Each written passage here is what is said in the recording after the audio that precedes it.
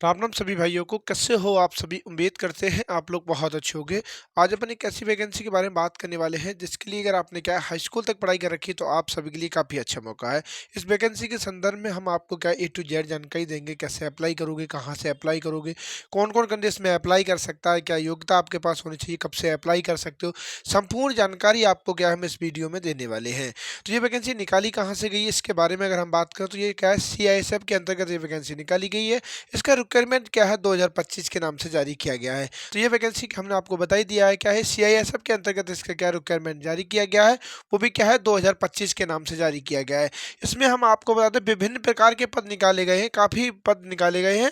और पदों की बात करें यानी पोस्ट की बात करें तो लगभग 1161 पदों पर यह वैकेंसी निकाली गई है। काफ़ी बड़े पद होते हैं। 1161 पदों पर यह वैकेंसी निकाली गई है और कई अन्य प्रकार के पद और भी इसमें क्या निकाले गए हैं। तो बात करें किन किन पदों पर निकाली गई, उससे पहले योग्यता की बात करें तो केवल और केवल हाई स्कूल पास कैंडिडेट्स में क्या अप्लाई कर सकता है।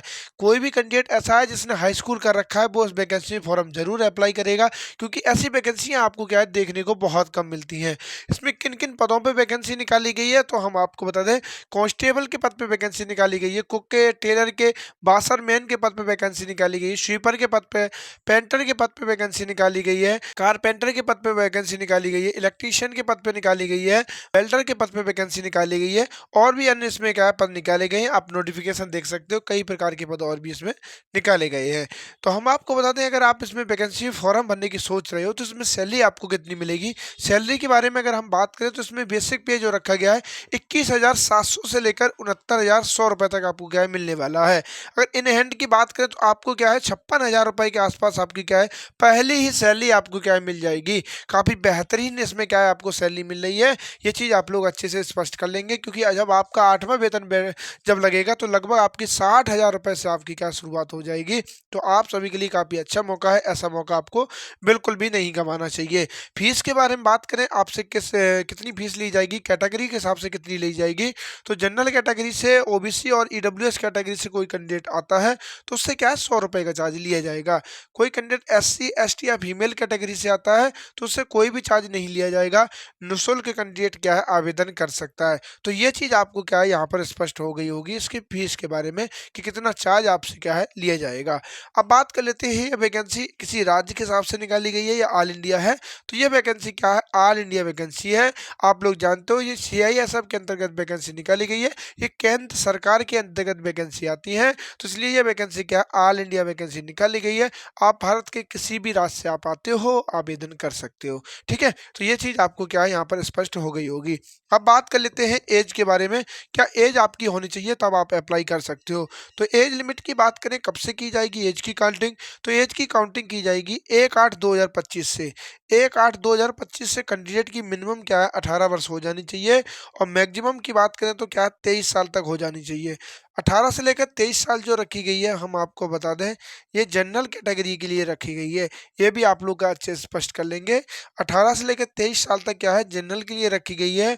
कोई कैंडिडेट OBC कैटेगरी से अगर आता है तो उसे यहाँ पर क्या 3 वर्ष की आयु में अधिक छूट दी जाएगी, या कोई कैंडिडेट SC ST या फीमेल कैटेगरी से है तो उसे यहाँ पर क्या है 5 वर्ष की आयु में अधिक छूट दी जाएगी। तो एज के संदर्भ में तो आपको क्या है किसी भी प्रकार का डाउट नहीं होना चाहिए।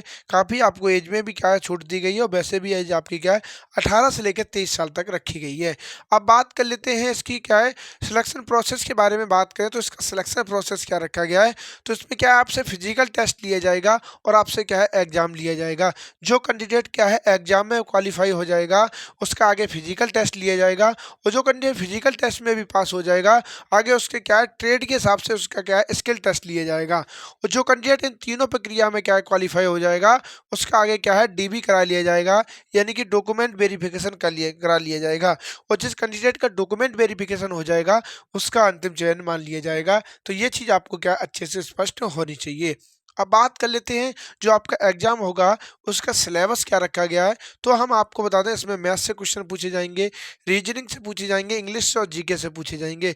सभी से बात करें क्वेश्चनों की संख्या कितनी रहेगी, तो मैथ से 25 क्वेश्चन रहेंगे, रीजनिंग से 25 रहेंगे, इंग्लिश से 25 रहेंगे और GK GS से भी आपके क्या 25 रहेंगे।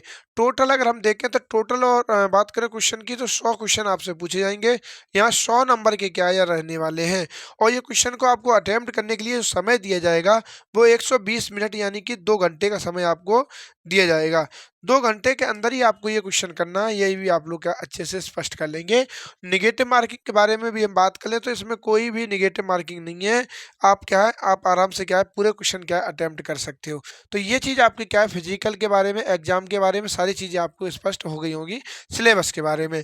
अब आपको जो फिजिकल होने वाला है उसमें आपकी हाइट वगैरह के बारे में हम आपको बता दें।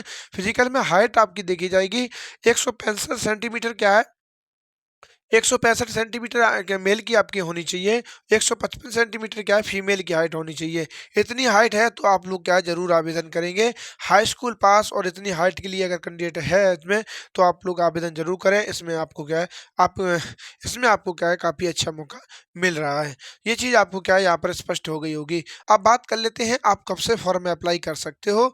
तो हम आपको बता दें आप फॉर्म क्या है 5 मार्च से आप क्या है अप्लाई कर सकते हो।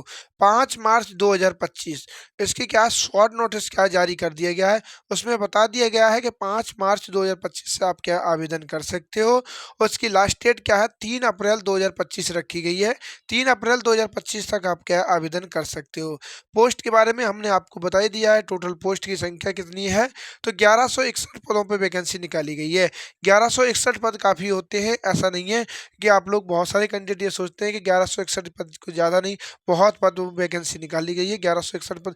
इन पदों के लिए तो ऐसे ही वैकेंसी आती हैं, ऐसी नहीं है कि हज़ारों कह सकते हैं 30-40 हज़ार के ऐसे नहीं आती हैं। इन पदों के लिए वैकेंसी ऐसी ही आती हैं, ये भी काफ़ी बड़े पद माने जाते हैं। बात करें एग्ज़ाम आपका कब तक होगा, तो अभी इसका कोई भी आप कह सकते हैं कि स्पष्ट नहीं है कि आपका एग्ज़ाम कब होगा, ठीक है? तो इस वैकेंसी के संदर्भ में हमने आपको क्या है संपूर्ण जानकारी दे दी है। फिर भी आपके मन में किसी भी प्रकार का डाउट है तो आप लोग हमें कमेंट कर सकते हैं, हम उसका रिप्लाई आपको ज़रूर करेंगे। तो फिलहाल ये जानकारी आपको कैसी लगी आप लोग ज़रूर बताएँगे। चैनल पे नए हैं चैनल को सब्सक्राइब करेंगे, बेल आइकन को प्रेस कर लेंगे। तो फिलहाल ये जानकारी आपको कैसी लगी आप लोग ज़रूर बताएँ।